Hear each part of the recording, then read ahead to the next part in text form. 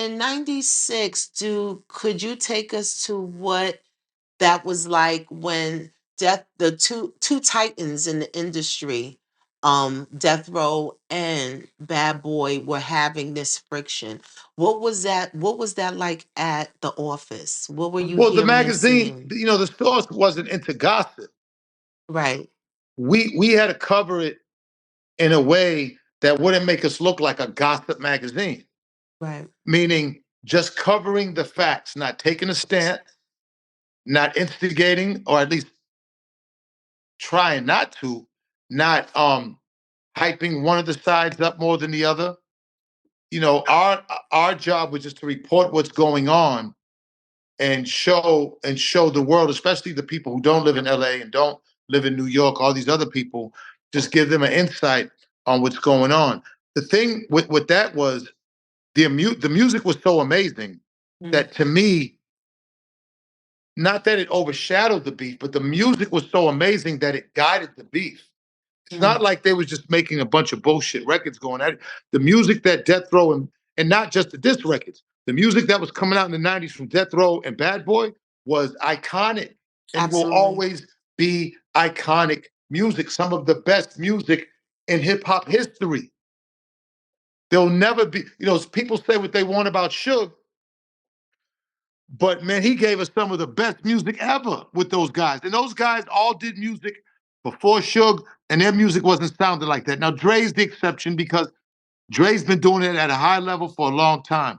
But the bottom line is when Dre got with Suge, Snoop, the Dog Pound, Rage, Quick, all these guys was making absolutely amazing music under under Suge Knight. And that music will live on forever.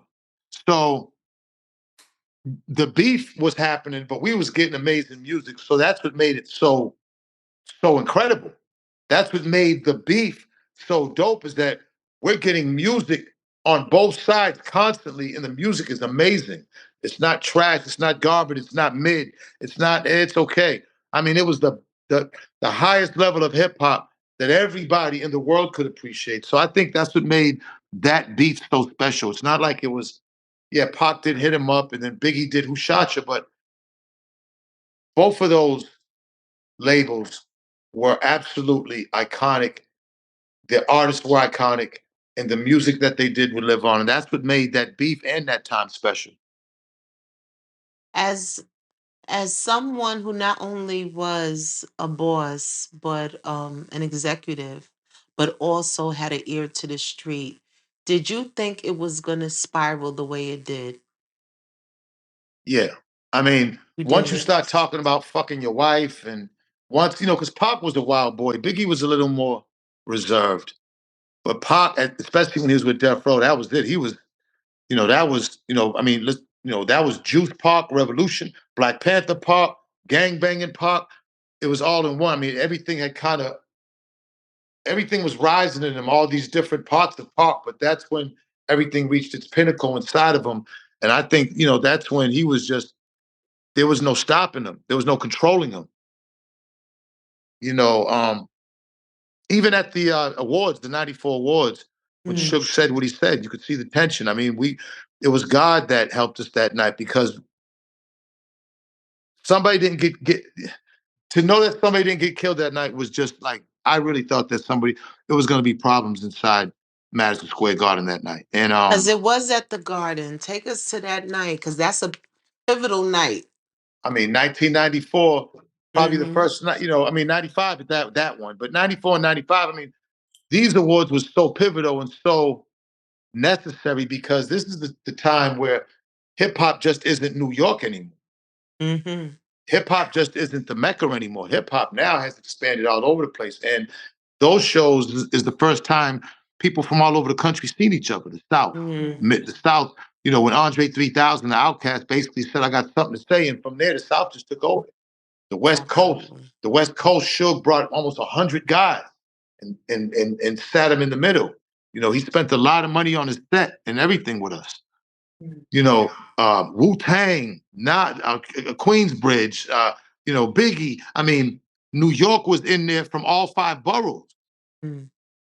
So even the Midwest with Bone Thugs and and Twister and all the guys that was from the Midwest was finally getting their shine. This is the first time that a lot of these guys seen each other.